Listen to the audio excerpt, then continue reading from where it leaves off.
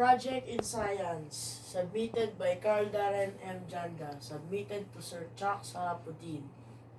Grade 7, CPID, school year 2019-2020. So, this is my topic for today, chemistry. Chemistry is the scientific discipline involved with elements and compounds composed of atoms, molecules, and ions. Their composition, structure, properties, behavior, and changes they undergo during a reaction with other substances. In the scope of its subject, chemistry occupies an intermediate position between physics and biology. It is sometimes called the central science because it provides a foundation for understanding both basic and applied scientific discipline. At fundamental level, for example, chemistry explains aspects of plant chemistry or botany, the formation of igneous rocks or geology, how atmospheric ozone is formed and how environmental pollutants are degraded or ecology, the properties of soil in the moon or what you call astrophysics, how medications work, pharmacology, and how to collect DNA evidence at a crime scene forensics. Chemistry addresses topics such as how atoms and molecules interact via chemical bonds to form new chemical compound. There are four types of chemical bonds. Covalent bonds, in which compounds share one or more electrons. Ionic bonds, in which compound donates one or more electrons to another compound to produce ions, or what you call cations and anions. Hydrogen bonds and van der Waals force bonds. Next. Types of chemistry. There are four types of chemistry. Do anyone know what are the four types? Okay. So number 1 is etymology. Number 2, modern principles. Number 3, history. Number 4, practice.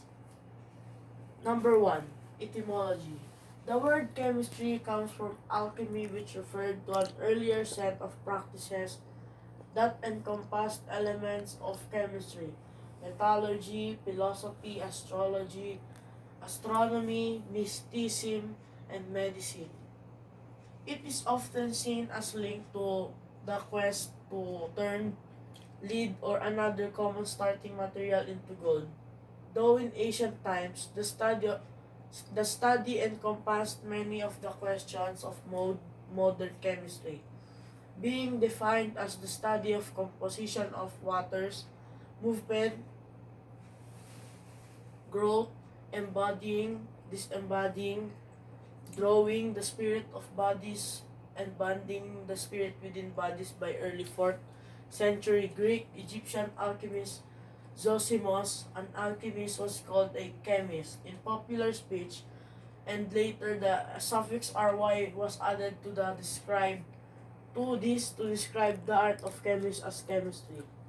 The modern word alchemy is alchemy in turn is derived from the Arabic word alchemia. This may have Egyptian origins since alchemia, which is derived from the word Kemet, which is an ancient name of Egypt in Egyptian language.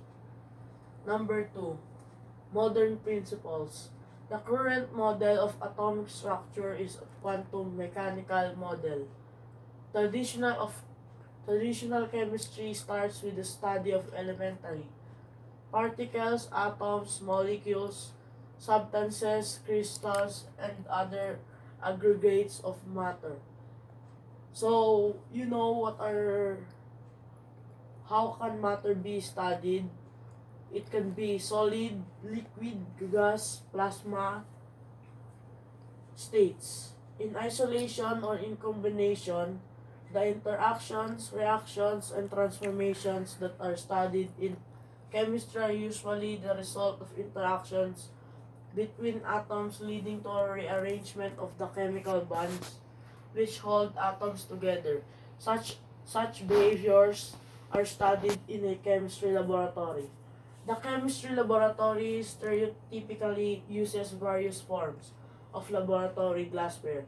However, glassware is not central to chemistry, and a great deal of experimental as well as applied and industrial chemistry is done without it. You can see in the right side there's an example of laboratory.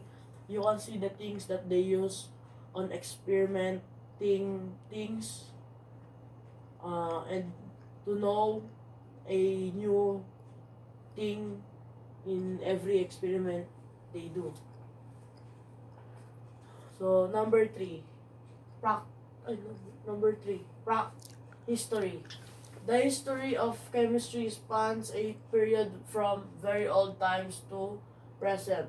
Since several millennia BC, civilizations were using technologies that would eventually form the basis of the various branches of chemistry. Example include extracting metals from ores, making pottery and glaze, fermenting beer and wine, extracting chemicals from plants for medicine and perfume, rendering fat into soap, making glass, and making alloys like bronze.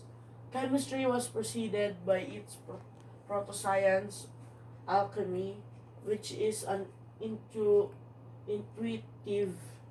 but non-scientific approach to understanding the constituents of matter and its transformation, but by performing experimental and recording the result, alchemy set the stage for modern chemistry. Chemistry as a body of knowledge distinct from alchemy began to emerge when a clear differentiation was made between them by Robert Boyle in his work The Skeptical Chemist in 1661. While both chemy and chemistry are concerned with matter and its transformations, the crucial difference was given by scientific method that chemists employed in their work. Chemistry is considered to have become established science at with the work of Anthony Lavoisier, who developed a law of conservation of mass of demanded carefully measurement and quantitative observation of chemical phenomena. The history of chemistry is intertwined with the history of thermodynamics, especially through the work of Willard Gibbs. So you can see there's an example again of the history of chemistry. First, they do solving on how do they do it.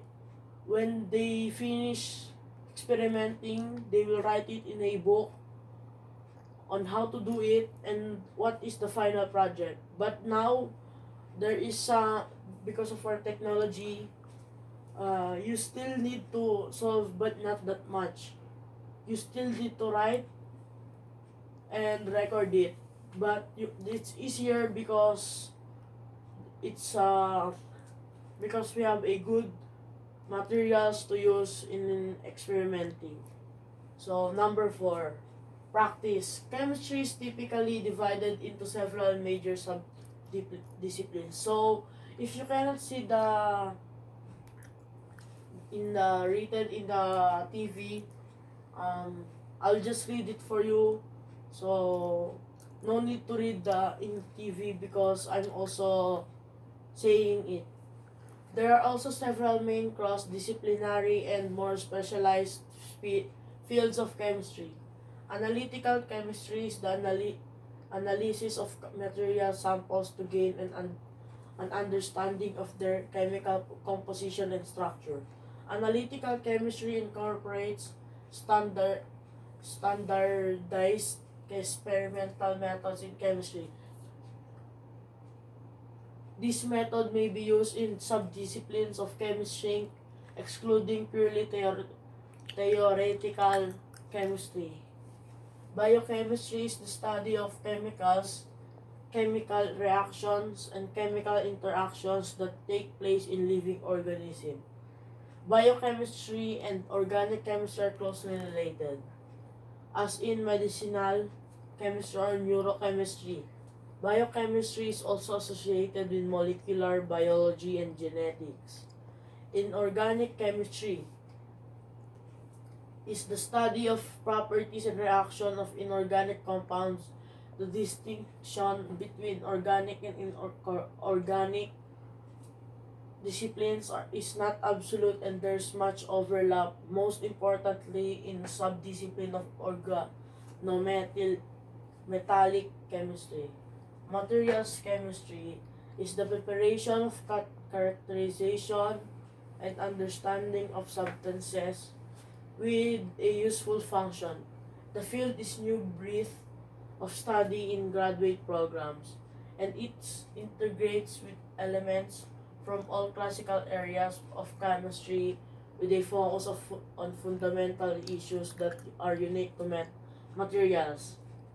Primary systems of study include the chemistry condensed phases, solid liquids, polymers, and interfaces between different phases. Neurochemistry is the study of neurochemicals, including transmitter, peptides, protein, lipids, sugar, and nucleic acid. Their interactions and roles they play in forming, maintaining, and modifying the nervous system. Nuclear chemistry is the study of how subatomic particles come together and make nuclei. Modern transmutation is a large component of nuclear chemistry, and the table of nuclides in an important result and tool for this field. Organic chemistry is the study of structure, properties, composition, mechanism, reactions of organic compounds. An organic compound is defined as any compound based on carbon skeleton.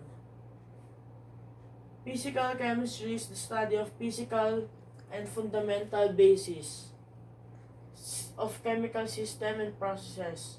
In particular, chemical energetics and dynamics of such systems or processes are of interest to physical chemists. Important areas including chemical thermodynamics, chemical kinetics, electrochemistry, statistical mechanics, spectroscopy, and most recently, astrochemistry.